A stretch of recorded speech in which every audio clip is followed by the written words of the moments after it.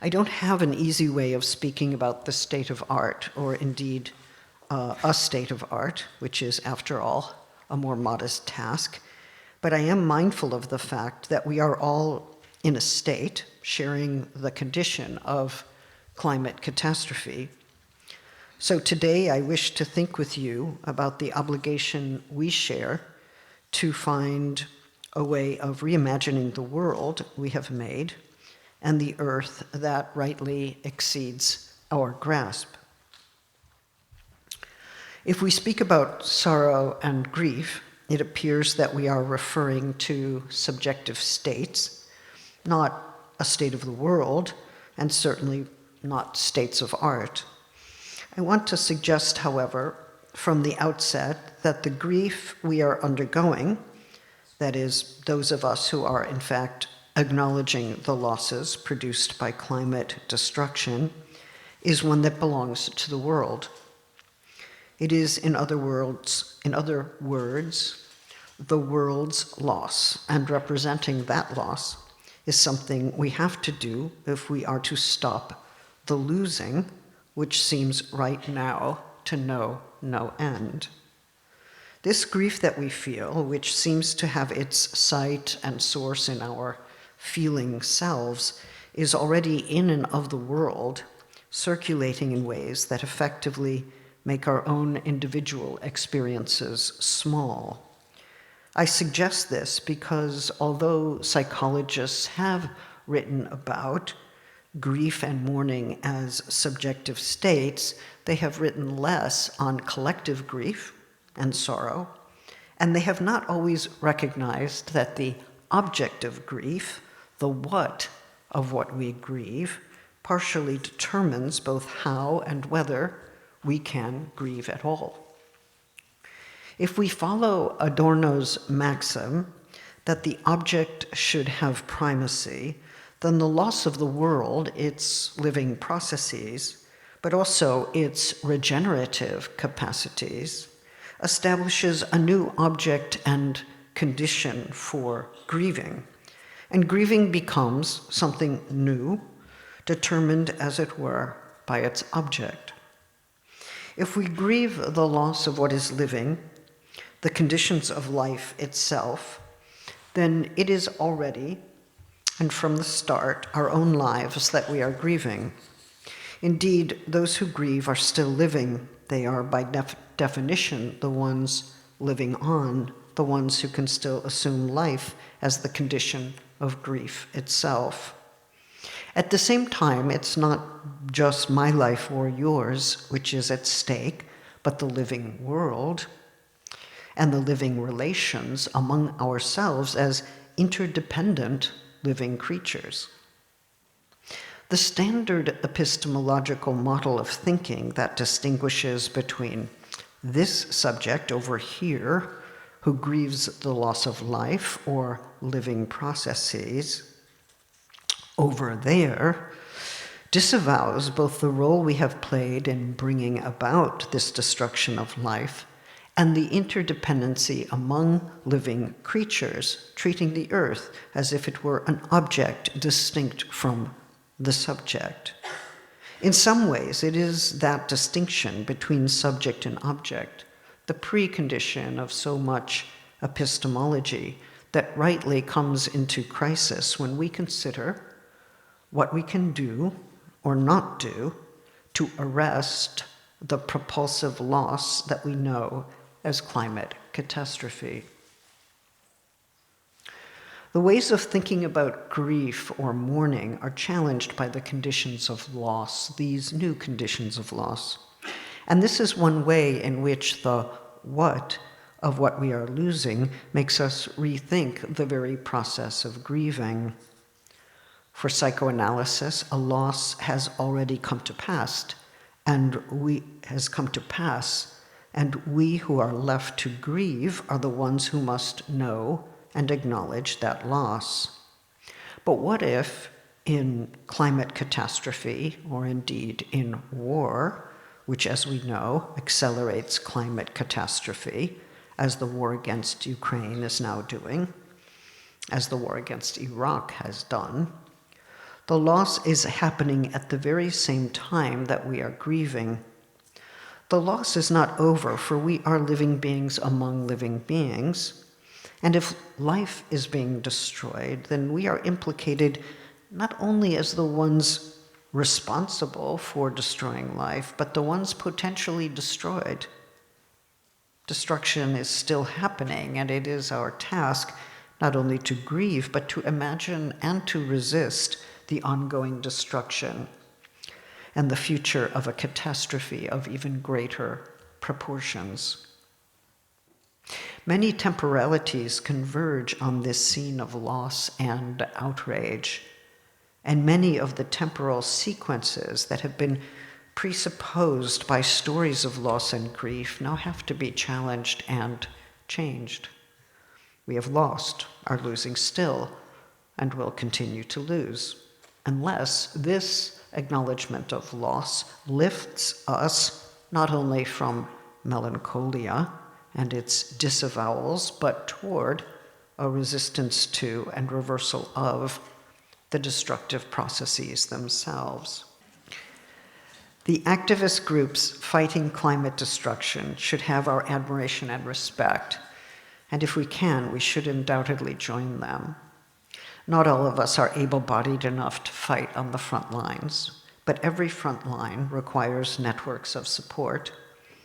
I understood, for instance, the activist attack on works of art, the symbolic throwing of paint and food on the protective covers of works of art housed in elite museums exhibiting their national treasures, combinations of capitalism and nationalism worthy of critique.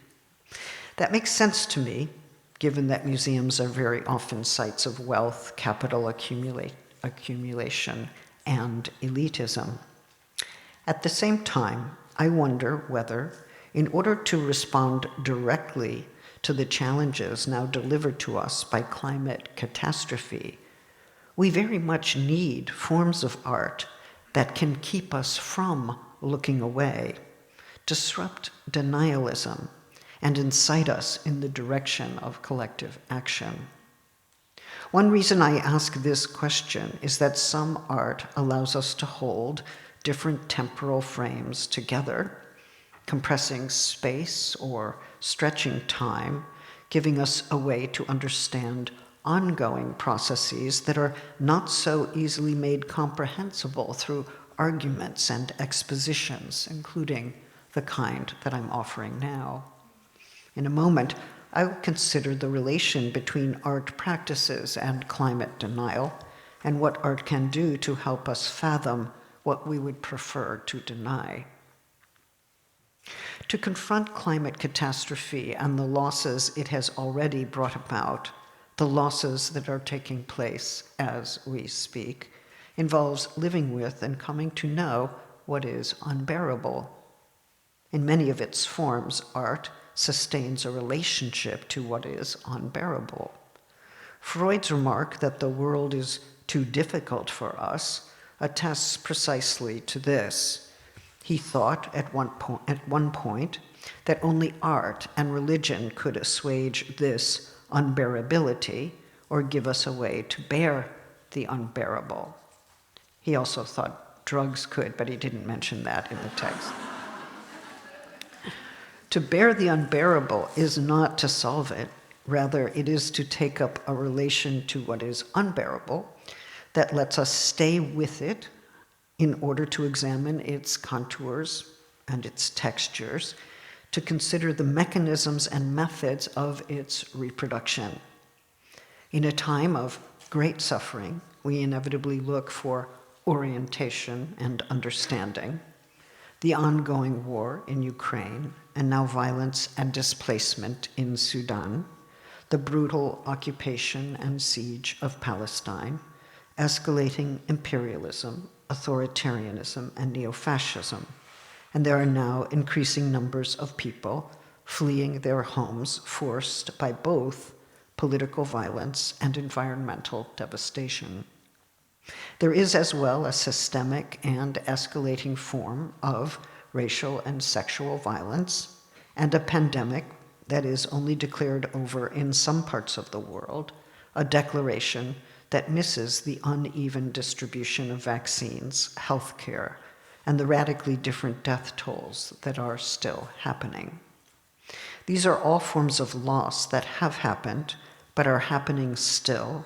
They are ongoing forms of loss, the loss of lives, livelihoods, and interconnected life forms. If it were a matter of having suffered a catastrophic loss that is now over, we could then ask, well, how best to grieve this loss, and how best to repair and regenerate our world, in what way, and with what materials. But these forms of loss are all ongoing. They are happening every day, and so the pause required to grieve is difficult to take when in the interval of grief a new loss occurs. We are losing as we are grieving. So how do we think about mourning when we are in the process of losing, and when we do not know whether that process will ever come to an end, and when we live with a growing certainty that it never will? Freud's reflections in mourning and melancholia assume that a loss has taken place, and that it is our task to accept or acknowledge that reality and to mourn. He understood melancholia as a flight from that reality and insisted that mourning requires accepting the verdict of reality over time. He made clear that he was not just thinking about the loss of one person or one valued form of life, but a range of losses, the losses of many people we do not know who are killed in wars, the loss of ideals of the nation when they are no longer plausible, the loss not just of the parent, but of the ideal that a parent has represented, an ideal that once seemed to be fused with the person herself. It is assumed that the disavowal of loss, melancholia, is only resolved by accepting that the loss has happened, accepting that judgment, that verdict. The temporality of that scene has now changed. We have lost, we are losing still, and we see no future in which that loss will stop happening. We have lost, but some of us, especially those who profit from our loss, continue to usher more loss into the world. When Freud formulated his reflections on mourning and melancholia in the immediate aftermath of World War I, he could assume that the war was over, or that a loss had taken place, past tense. Thus, the psychological struggle for those overwhelmed by loss, for those who refused to accept loss, was to recount the history, to understand that what is past, and to enter into a present without acting as if that loss never happened. For the traumatized, Freud tells us, the losses of the past never stop happening. The past floods the present. Those losses keep happening in the sense that there's no closure for those who have undergone them. The trauma returns compulsively, defeating any attempt to affirm a new time, a new beginning. Melancholia, though, is not the same as trauma, even though it can take traumatic form. For the melancholic, the past never took place, and this refusal disturbs the present, manifesting in complaint and mania, or in the oscillation between the two. With complaint, an authority is faulted, or the world is faulted. Something is emphatically wrong in the world, and it is indicted again and again, but no name succeeds in naming the loss itself. With mania, however, there's a way of breaking free of the demand to mourn, insisting on a new future, moving forward with excited declarations. Unfortunately, mania is manic denial, and so a continuation of melancholia. For instance, even though during the time when thousands have been dying every week from COVID-19, we're told by politicians that COVID is over. And this excited declaration is supposed to let us know that the markets are open, that we can consume and travel again, tear off our masks and breathe freely. And this many of us do. But what if that declaration coincides with the sense of ambient death, the abiding feeling that there are those who are immunocompromised, who cannot possibly enjoy public space without great fear, who could not possibly come this evening, those for whom long COVID would imply the loss of employment and social world? Whose deaths are we asked not to acknowledge? The declaration that the pandemic is over, however plausible that sounds, can become a manic declaration.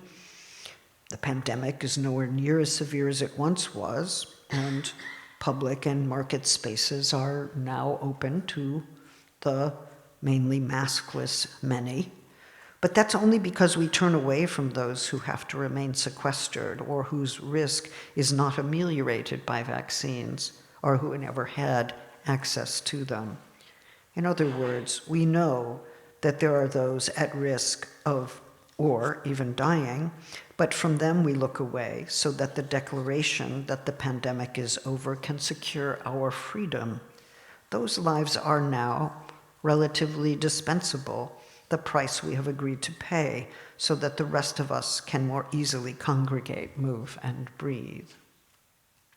COVID-19 has been a disease of the interconnected world. It is passed between humans and humans, from animals to humans, and it shows us quite clearly that we share the air, that the air binds us to one another. We require it to live, and it also carries threats to our health. We breathe in the air of the other, and they breathe our breathing, which means that we are potentially imperiled both by airborne diseases and environmental toxins. We also want the breath of the other to give us that sense of being alive, singing together, dancing, intimate relations. If we cannot commonly trust the air that we breathe, we cannot breathe easily, and we cannot breathe together. We cannot trust in the basic elements that keep us alive, water, soil, and air. For when they are toxified, so are we.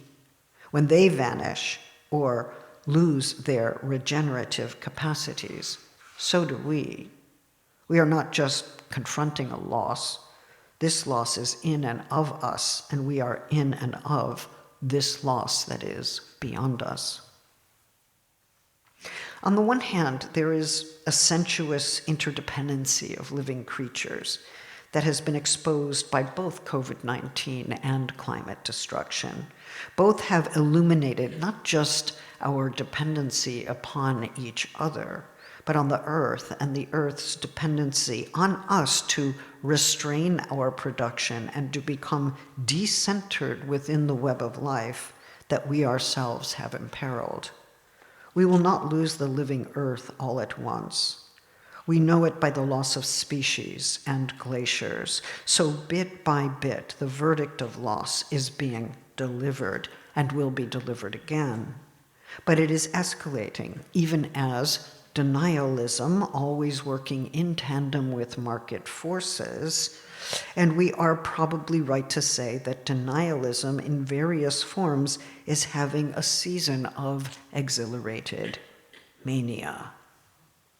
But how do we represent this scene of loss, the loss of what is living, for the present when fresh loss constantly overwhelms the scene of mourning, where the time of grieving coincides with the time of losing? Do we need a different account of denial or melancholia that corresponds to this new temporality of climate destruction in which we are all now living? Of course, many people now refer to climate grief or climate sorrow, and it is taking place, and often through forms of art. With climate change, we do not stop to grieve in the aftermath of loss, for this loss suffuses the present and the future. As I've said, loss is happening It has happened, it's happening still, and we anticipate an even more catastrophic loss of life forms if the world continues to produce and permit carbon emissions at its present rate, if fossil fuels are presupposed as essential to our way of life. And yet people have ways to refuse this loss, ways of warding off knowledge of this loss to come. For, as I have suggested, there are those who accept that market demands, industrial pollution, extractivism, and the current rate and mode of production are inevitable or considered as a problem for future generations to contend with. Their form of denial not only refuses what has been lost, but brings about more loss, ushering in enormously destructive consequences. They live for the present or for profits, letting the market structure their experience of time, even their fantasy of a future that includes a good life, a prosperous life for them. But in these days, the temporal dreams that belong to capitalism have become the instruments of a death drive, as has the invocation of personal liberty that insists on capital accumulation as a fundamental right. There was, frankly, something unbearable about the pandemic, the accelerating deaths, the fear of contact. I found that during the pandemic, I missed going to museums. I missed going terribly. I had not realized that going to museums was so important to me. Maybe that made me into a bourgeois person. What was this loss, and how am I to understand myself as someone who is actually not very well unless I'm engaged with art in some way? I've never been an art critic, and my métier has always been philosophy and literature. Yes, I've written on some films, Diane Arbus, Kafka, Kafka's drawings, the paintings of Brahe Ettinger. But my relation to the visual arts, at least, is fairly undocumented, if not mainly private. During the pandemic, I found that I needed to enter into another space and be enclosed there with objects, if only for a time. And in a Winnicottian sense, I needed to be held by the walls, the structure of the space itself. The psychoanalytic terms holding and containing originate in the writings of Winnicott, 1960, and Bion, 1962. Holding is usually explained in reference to a maternal embrace that facilitates the development of the infant. But in psychoanalytic practice, it describes more generally the potential of analytic space to provide a reliable and responsive therapist, a specific time, a stable space in which intolerable passions and anxieties can be articulated and contained. Although the two concepts, containment and holding, are ultimately distinct, they build upon one another and have become almost interchangeable in contemporary usage. Well, what interests me about a Winnicottian account of museum spaces during the pandemic is not just that, when they were provisionally open, one was given a space that was not a domestic space, and in many ways could not possibly be analogized to a domestic space. The self who enters that space comes to realize that it's not entirely separate from objects, but finds itself decentered and articulated within the field of objects. Object relations theory has offered a comprehensive account of the self-object relation, using the term object to refer to all kinds of people, in whom, by whom, and with whom the self emerges and comes to understand itself. The self understands its own separate contours, as it were, only in relation to these objects, but the contour, the surface of the body, is not thinkable outside of its relations to objects. Referenced here is not only a primary dependency on those who provide basic care, very often the mother for Winnicott, but sometimes he refers to a maternal field where various maternal functions can be distributed. The therapist can and should be taken up as one of its elements. The therapist's task is to receive the intolerable passions that the client brings into the space and usually directs toward the therapist. And as the therapist demonstrates that they can withstand and survive the destructive powers of the client is given the chance to consider its destructiveness, to overcome, as it were, the fear of their own unmanageable passions, whether hatred or love, resentment or sexuality, without fear that the passion will, on its own, destroy the object on which one depends for sustenance, care, and the conditions for ongoing life. It's important to underscore that the object is acting in the psychoanalytic scene. It's not just a mere surface available for a subject's projection. Ideally, in a psychoanalytic space and time, the therapist becomes an object who talks and gives back, holding, taking the intolerable passions for the client, including unmanageable sorts of dependencies.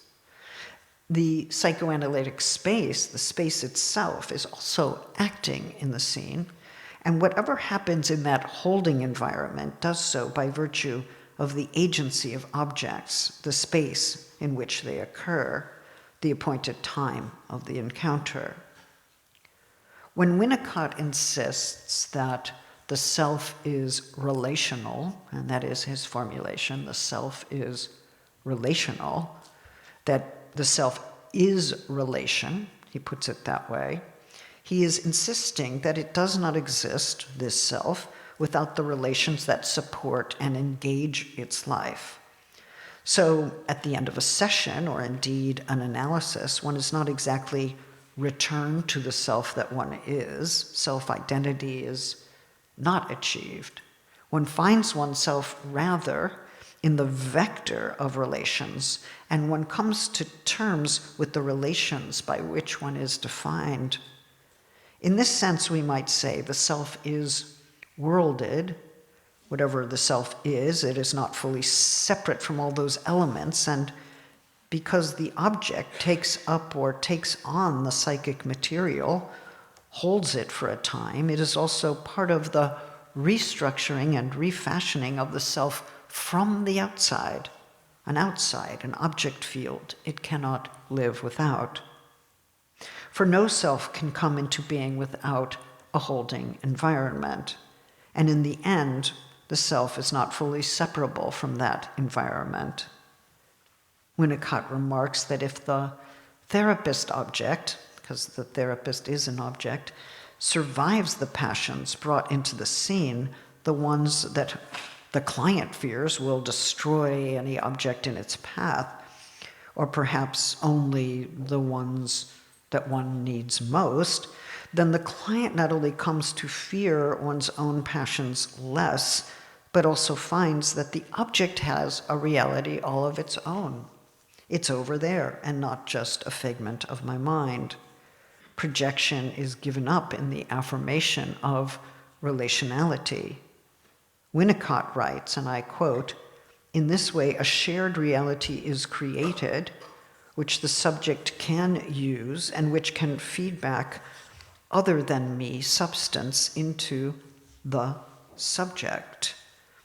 In other words, the reality of an external person or of a time and space that does not belong only to me becomes part of the reality of the subject itself.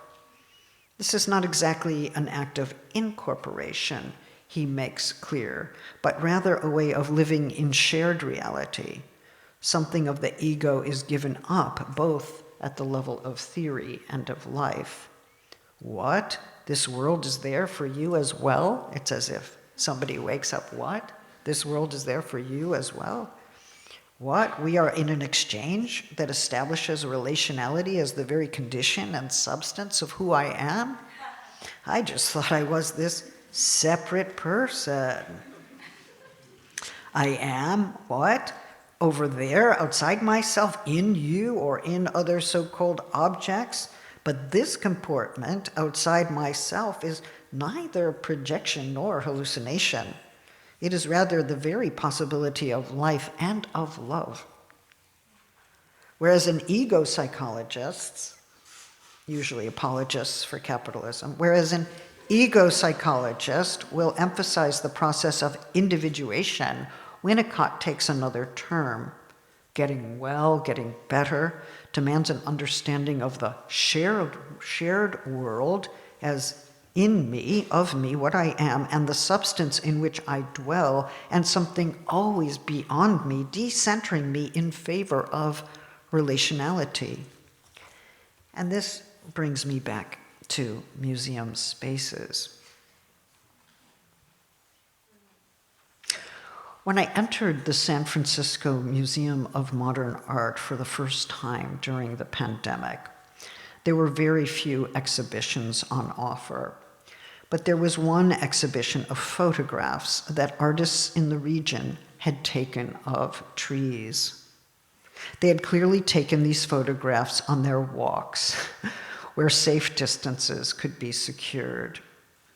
In a way, the exhibition was featuring the redwoods and madrone trees where we live, but it was also providing a scene of contemplation that relayed in some ways the scenes of contemplation that many people had every day as they walked through neighborhoods or wooded areas or looked at the world through their window. Those trees made me recognize something of the quotidian character of aesthetic experience and what one might call its saving power, by which I mean they were for a time held by objects in a Winnicottian sense.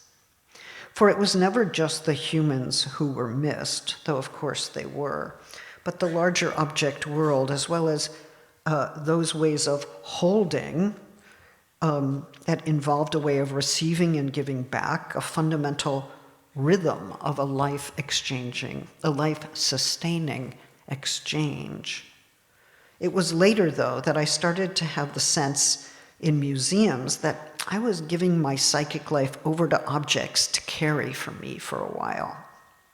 Whatever seemed intolerable at the moment was provisionally taken over by objects, and perhaps the object field, as if those objects were kindly taking my head away for a while, and I was grateful.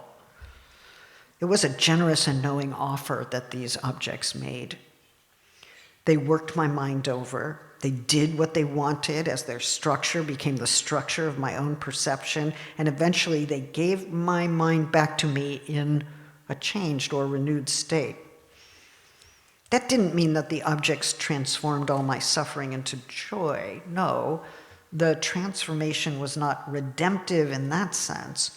It was rather that the objects actively transformed the intolerable condition of the mind into something tolerable, a transformation that was for me a renewal of the world, or perhaps the sense of an abiding and life-sustaining world, because I had been brought into a relation to an object that contained some thinking of its own, even as it contained and temporarily restructured my thought processes.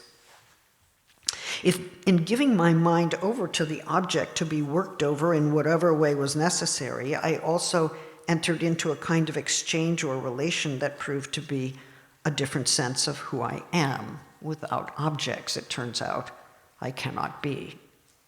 Only in relation to objects does that sense of living in a shared reality prove to be tolerable. And given that, as I said, COVID-19 is a disease of the interconnected world, it seemed for a long time that that interconnection was toxic, potentially or actually fatal. It wasn't possible to get close to anyone without fear. It wasn't possible to get close without fearing that one might inadvertently jeopardize the life of another. And yet we never needed each other more. So here is my question. What was the sense of interconnection possible that sustains life in the midst of what is intolerable?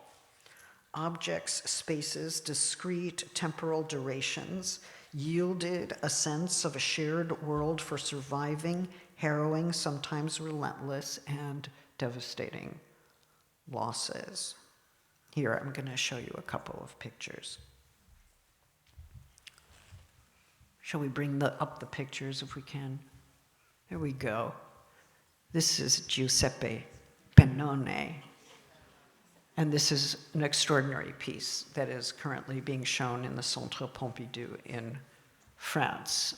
And if you can see, the walls are actually made of leaves and they breathe. And you walk into this space and you hear the breathing. Okay, what's the next one? This is Hazel Larson Archer, Untitled. And it is nothing other than a tree, but it is a tree that floods perception or even aspires to abstraction. A third. Next one. This is the great Etel Adnan, who recently died, who lived in San Francisco. And she was happy with abstraction and color and contour and didn't need the texture or the detail. She needed the shape and the color. And then here are some amateur ones. The next picture, that's the root of a madrone tree in Berkeley, California. It seemed to me almost to be bleeding, maybe like it was viscera or intestines, but actually it was an exposed root on the pathway where many of us walked during the pandemic. And the next one, again, the winter in a park in Berkeley, California, which offered a picture in the absence of museums and became maybe its own event. Okay, that's all. Of course, the museum is not a therapist, but the object did take my passions and it took me over. And when I say such a thing, it's not a figure of speech or facile personification. During the pandemic, a phrase captured some of the multi-directional agency involved in walking and seeing. It was the trees to which I was given over. An anthropocentric account would say, oh, you gave yourself over to the trees, and then only figuratively, keeping the sense that only humans have agency, and any other attribution is a category mistake. An object-oriented ontology might say that the objects acted first, and only after did I find myself caught up in the trajectory of their action. I saw my mind become an object for a while, or rather understood that my mind was outside myself and in the object being worked on, worked over, roughed up, and reshaped, only to come back to me as not precisely my own, but as a thing acted upon and acting in the midst of interconnected relations. Those pictures of trees became the condition or the scene of staying human in the midst of affliction, of becoming, that is, a self-object whose humanness could never exist if objects ceased to act upon it and to enter into its very substance. In this sense, objects become the life force of the human even as they displace human perception from its most treasured anthropocentric conceits. And the substance of the human turns out to be a relation of interconnectedness that brings both pleasure and danger as it bears directly on the questions of climate grief and the demand for new forms of imagining. So as you know, in the last couple of years, iconic works of art have been attacked by climate activists demanding action that would stop and reverse climate destruction. The incidents include a German environmental group throwing mashed potatoes at a Claude Monet painting in a Potsdam museum, activists from Just Stop Oil throwing tomato soup over Vincent van Gogh's sunflowers at the National Gallery in London, a group splashing pea soup on a Van Gogh masterpiece in Rome, Extinction Rebellion campaigners glued their hands to a Picasso painting in Melbourne, and yet other activists stuck themselves onto artworks by Botticelli, Van Gogh, and several other iconic painters. Some months ago, 2 protesters from the Stop Fossil Fuel Subsidies campaign marked up Andy Warhol's Campbell's soup cans with blue markings at the National Gallery of Australia in Canberra. According to The Guardian, one of the members of the Just Stop Oil group made the following pronouncement: "What is worth more, art or life?" And that was Phoebe Plummer, at that time age 21, from London. She was accompanied by 20-year-old Anna Holland from Newcastle. Is art worth more than food, more than justice? Are you more concerned about the protection of a painting or the protection of our planet and people? End quote. Okay, good questions. Perhaps not everyone involved with these actions shared the same rationale, but this one stood out because of the opposition it posited between art and life. Such actions drew perhaps from situationist strategies that seek to produce a spectacle large enough to jolt the wider public into a potentially revolutionary understanding of the damages, the environmental damages, done by capitalism. As you know, the situationists in the 1960s and early 70s sought to expose and oppose the way that social relations became increasingly mediated by commodities, and so included as a central task, strategic aim, the disambiguation of human relations from object relations under capitalism. The high publicity was central to their deliberate actions, but many questions were left more or less unanswered. Is the enemy the commodity form or the object field? Central to some Marxist critiques, especially those derived from the early Marx, is the idea that humans are falsely objectified and that retrieving the human from the object world is necessary for any possible rehumanizing process. But is there any part of the object that itself resists commodification, or does all resistance emerge from an exclusively human sphere? In asking whether art is more important than life, the climate activists cited here assume that art is not life, or that art does not pursue the very question, what is the relation between art and life? The forms of activism that target works of art and the museums in their conserving function assume that the work of art is valuable because of its market value.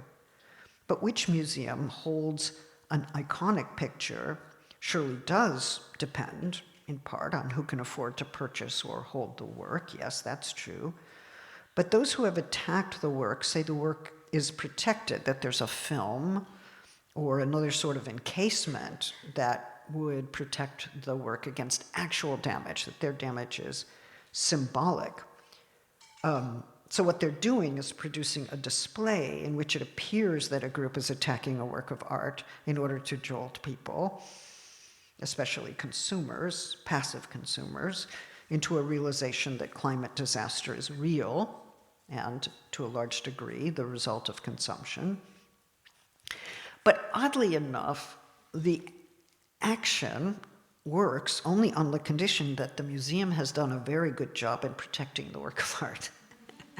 So the action depends on the museum's effective functioning in its conservatory practice. Okay, a little paradoxical, but okay, I don't mind a good paradox.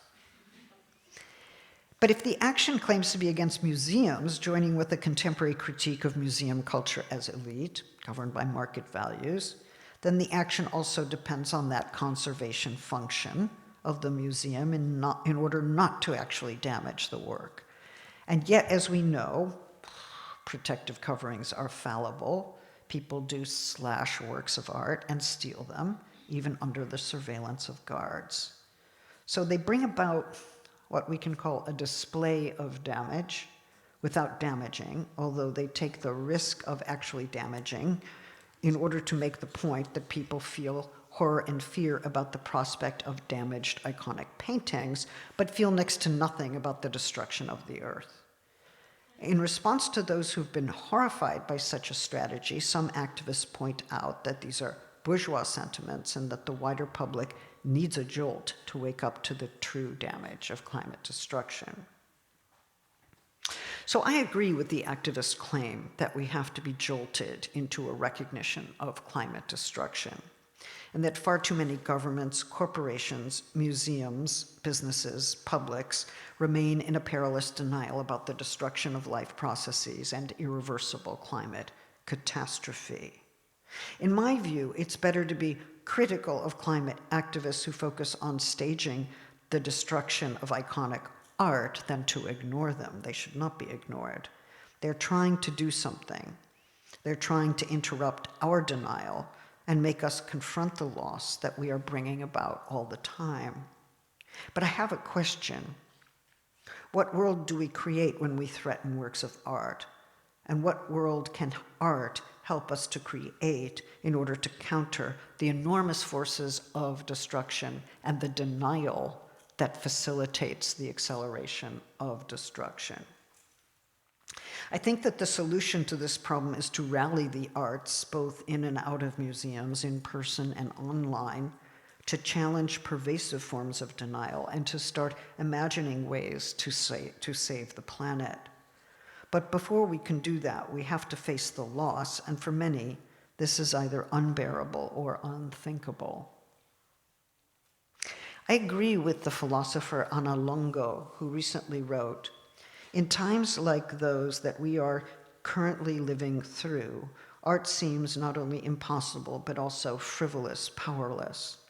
Therefore, it is in these moments when one has the greatest need for art, or rather to become artists, not the creators of new masks for the values in the name of which the masses are going to be persuaded to desire their servitude. No, but as living agents, actors, capable of affirming life against that which mutilates under the pretext of preserving life." Here then are a few points. The first is simply that the quasi-situationist spectacle of damaging art only works if the activists rely on museums to protect the art. In that sense, the activists presume and endorse the museum as a site where art is preserved. The action may be anti-market, but it is at least implicitly pro-museum, and it constitutes an aesthetic practice, even if an outdated one. Secondly, there are plenty of reasons to criticize museums as elite spaces, and the more the museum becomes a part of public space, the better it is. Indeed, making museums free to the public, bringing dance and film and improvisation into museum spaces, including its unused thresholds, its basements and roofs, are all good, in my view. The museum, once it is truly open, can extend the public sphere and even prevent the full collapse of the public sphere into its digital version. Third, it's surely right to claim that the marketplace of art distorts the value of art, and that it is nearly impossible to encounter a work of art outside of the framework of the market. Commodification also, as we know, affects the way we see and even keeps us from seeing or sensing or encountering works of art, including performances of all kinds. But what remains unanswered is whether the market value of an object fully exhausts its value. For it is one thing to say that market value cannot exhaust all sense of value, and quite another to conclude that the value of art is greater than the value of life. If we too quickly accept that last conclusion, we're assuming that the value of art has nothing to do with the value of life, and yet the work of art can be profoundly connected to the value of life. And art of various kinds, including documentary and digital experimentation, may well lead the way in helping us to imagine and think about a climate disaster that we either fully deny or find too unbearable to think about. If art is one way that the unbearable and the unthinkable become thinkable, then the art object, like the object in Winnicott's sense, proves to be both the occasion for such a contemplation, the realization that the object world is interconnected with organic life, including our own, and with the living and independent biospheres that constitute the earth. Winnicott claimed that the space, the time, the reliable and responsive object or other all make it possible to endure and to reflect upon passions that otherwise seem intolerable. Most of his examples begin with the desire to destroy, a desire that proves to be intolerable in part because, when directed against the mother or the caregiver, the child or the young person risks destroying the one who secures the conditions of their own life. The child has to learn that its desire to destroy does not have the actual power to destroy, and in losing that conviction of omnipotence, the child comes to recognize the durability and survivability of the other. Of course, groups of people, especially large ones, are not the same as infants, and yet none of us overcome both our dependency on other lives and our denial about just how deep that dependency goes. If the object lets humans feel that they can afford to feel intolerable passions, including murderous hatred and irreparable grief, it's because the object is the place where psychic material is reorganized. And in the case of psychoanalysis, the therapeutic object, or the therapist themselves, agrees to be gut-punched or mutilated by the client, to use Christopher Bolas's terms. Indeed, Bolas names as the obligation of the therapist to show that they can survive the patient's efforts to mutilate them. This agreement to become the object of rage and grief, and even to become provisionally mutilated by the client, is part of the psychotherapeutic contract. For the client or patient, the feelings can be borne without the fear that the feeling is itself an action. To feel anger or hatred is not the same as committing a murder. Feeling grief dissolves one to such a degree that one becomes as lost as the one who is grieved, or it can feel that way. But once the object lets distinctions emerge, the thought of destruction, desire, grief, or envy become tolerable. And if enacted in a way that can be seen and reflected upon, everyone survives its expression, and ideally, everyone begins the process of working through the unbearable. Climate disaster constitutes a new version of the unbearable, and for this we need art more than ever. If you're a reporter, that's what you should say. Butler gave a very long talk, but basically, that's what Butler said. Stephanie, I'll say it again at the end in case you need it. Stephanie Leménager, a professor of both literature and environmental studies, writes about anticipatory grief in the petroleum culture that has come to define our modernity, the anxious anticipation of the loss of the world we know, a world that conducts the death of its own futurity. I quote, "The world that we have known is bound to disappear in one way or another due to climate change, and we grieve its loss because it is also the loss of our embodied memories of, in some ways, our entire lives. To the extent that the oil industry and its fossil fuels has become coextensive with our sense of the world, it is also the source of its destruction, and living within that world, benefiting from that world, is the destruction we can neither see nor forfeit without a form of grieving that most feel is impossible, precisely because our lives have become unthinkable without oil." For Le Ménager, as for Catriona Sanderlandsk, and here I quote, "The experience of environmental melancholia is one mechanism for the negotiation of environmental loss and environmental responsibility," end quote. The loss of the world we know, the destruction of the earth, is one we can only anticipate but cannot yet openly mourn. And as she puts it, quote, "The object of loss is ungrievable within the confines of a society that cannot acknowledge non-human beings, natural environments, and ecological processes as appropriate objects for genuine grief," end quote. So we're not just anticipating a grief we will feel in the future, for if we live to experience the final destruction, as if we could live to experience the final destruction of climate and earth, we will not be around on that day. So we live rather with the prospect of that day, or set of days, that final and irreversible turn. The greater problem is that we are losing the earth all the time as long as we refuse to grieve the loss of our commitment to oil. And we are losing all the time since the process of climate destruction is happening now. And now we have to rethink what it means to mourn when the loss is not complete. And by definition, there will be no one left standing to witness that completion.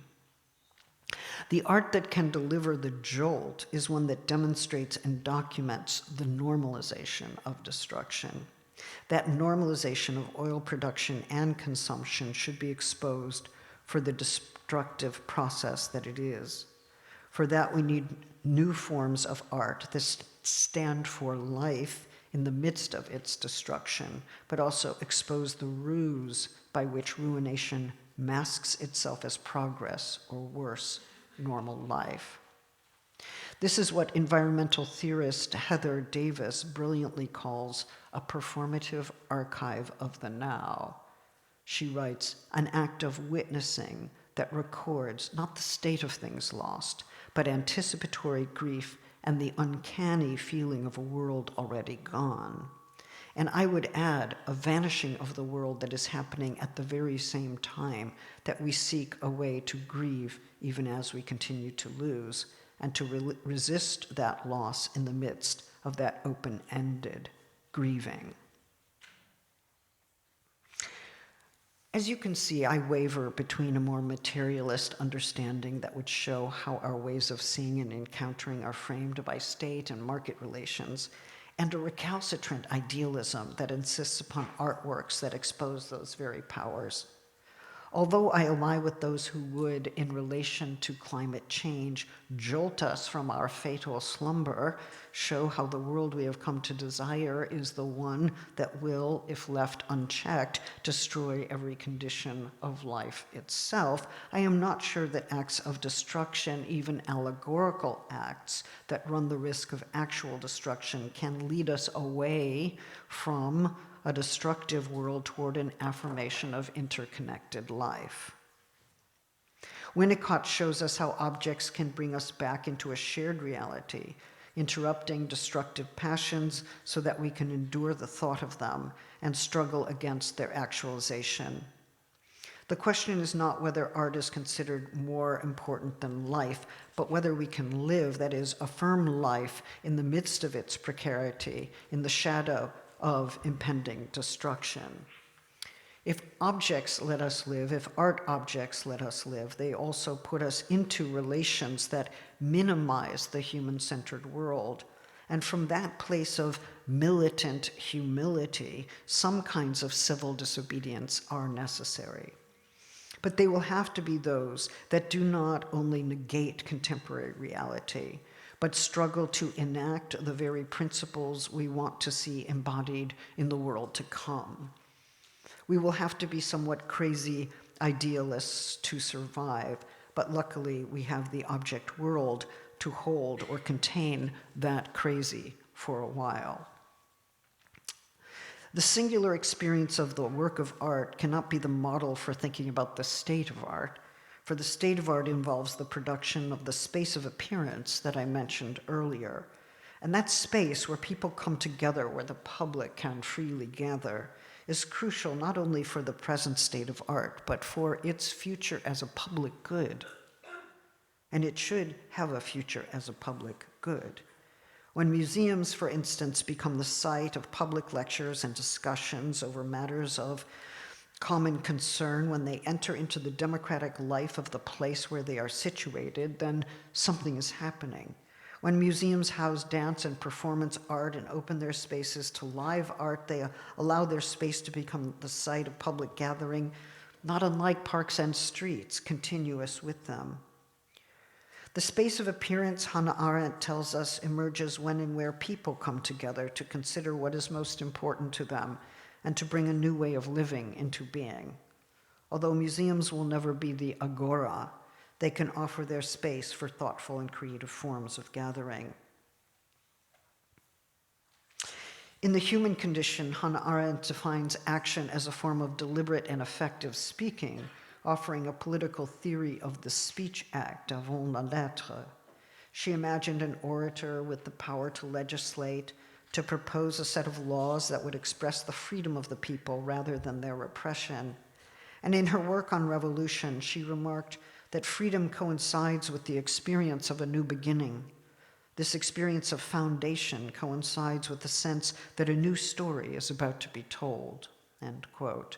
And in her short essay on freedom, she argues that for freedom to be truly freedom, there must be a common public sphere or space, as she puts it, in which freedom can appear between people in the gap or interval that establishes both their singularity and their relationality. This is not to say that all forms of common space are free, or even that common spaces alone can bring freedom into being. Sometimes they can. They're necessary, though insufficient conditions. But wherever freedom exists, it exists in such a space. And in her view, there can be no freedom without a public space. So if art spaces are to provide the site for gatherings that further democratic ideals of freedom, they have to be accessible and free. Privatization can never be the condition of freedom of the kind that Hannah Arendt is speaking about and calling for. She also writes on her essay on freedom about the ideals of the performing arts and how important they are for understanding freedom. She insists that free action manifests freedom in the act. It doesn't follow the rules that dictate what freedom shall be. That would undercut its own claim to be free. She writes instead that the inspiring principle becomes fully manifest only in the performing act itself. In other words, we cannot discover the principle of freedom in advance of its enactment. Its enactment is the site, the occasion in which we come to know what it is, to embody what it can be. And freedom is not simply enacted at a discrete moment in time, only to be relinquished. And this is what distinguishes it from the ephemeral jolt. No, it is, in her words, freedom is inexhaustible, open to an infinite iteration. It's manifest and known through action, and only through action. And the way it comes into being is the means by which it is known. She writes, the appearance of freedom, like the manifestation of principles, coincides with the performing act. When people gather to declare themselves free, when they endeavor to overthrow a tyrant, or collectively decide to establish a polity whose laws embody their freedom, they are manifesting in their very action the principle of freedom itself. Freedom cannot pre-exist the act. It gathers itself and makes itself known in the gathering. Adriana Cavallero, Italy's leading Arendtian feminist philosopher, has coined the term surging democracy to name a kind of public happiness. This form of happiness is perhaps the corollary of the sense of regeneration I felt being worked over by the objects in the museum. She rightly contrasts this public happiness to creative violence that seeks liberation from oppressive conditions without considering freedom as the enactment of human relationality. This same phrase, relationality, appeared in Winnicott as he recounted the difficulties of emerging in the context of a dyadic relationship. In Cavarero, it is found in public gatherings and concerted actions, and I quote, "Public happiness is discovered and rediscovered by political actors whenever or wherever they perform for the sake of the freedom to be free, thus tasting the constitutive, birthing quality of action." For Cavarero, this principle of natality, of bringing something living into being, is there in the midst of political congregations. It comes closer to a form of poiesis than to praxis or phronesis, for it describes the making of something unprecedented, the bringing about of a new reality, one that expresses freedom rather than its degeneration. This happiness in freedom is also an expression of human plurality, what I would perhaps rename as interdependency. For I am only free with others since what I am is this set of relations, this plural interdependency, and that is what is enacted in the experience of concerted action, shared freedom, and the bringing about of something new. Cavarero tells us to act politically produces a kind of happiness different and higher than any private activity. Reinvoking Hannah Arendt, she writes, its meaning is executed in the act. An aesthetic principle is at work in Hannah Arendt, and Cavarero makes it explicit. Later, Arendt will say that the judgments we have had to make about genocide can rely on no existing law. Where the crimes are unprecedented, moral and legal judgment can rely on no prior conventions. The judgment must be formed in relation to the crime, and that means that a serious form of improvisation and spontaneity informs that judgment. In other words, the freedom crafted in making new judgments about unprecedented situations, unprecedented conditions, is crucial if we are to come to understand and act in relation to historical circumstances that are unprecedented and unforeseen. We are in that situation now as climate catastrophe becomes the name for an ongoing form of destruction. We cannot oppose that destruction with destructive acts of our own if we are to make the world less violent. The mode and method by which we oppose this destruction must contain within itself the very relations to each other and to the earth that we seek to preserve.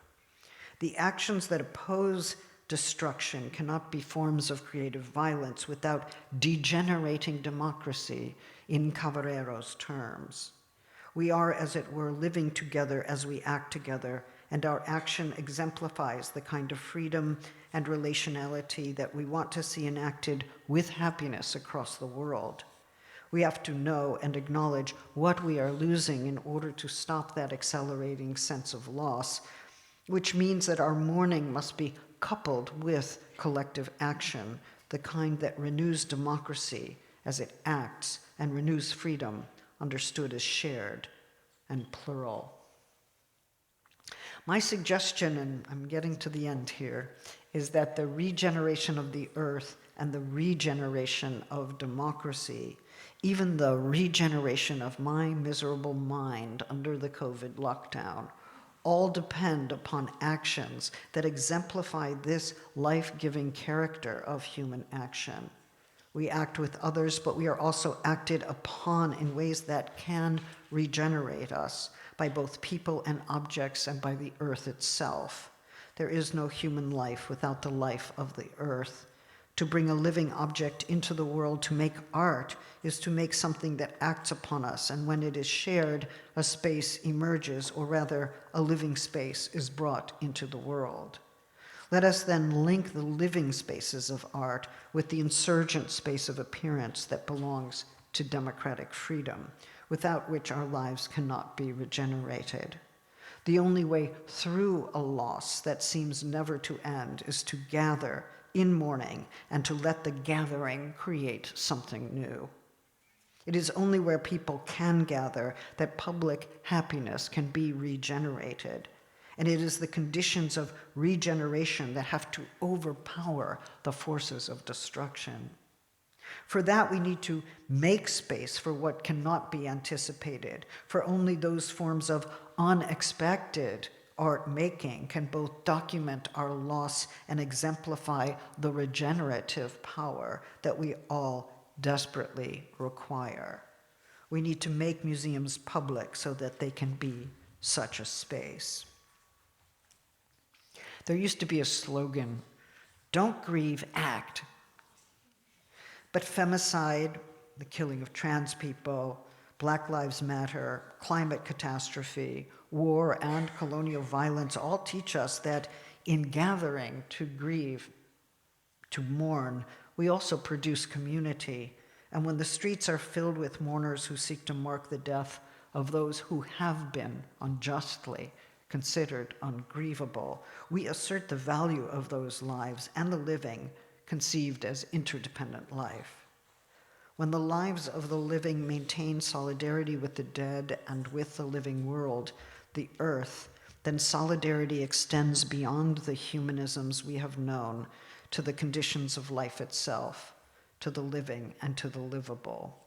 For it is in that interconnected realm, beyond us and of us, that we discover this loss, this unbearable losing without end. So in that domain, precisely in that domain, we both grieve and act together, for mourning makes the mark that lets us gather and produce a life-affirming solidarity.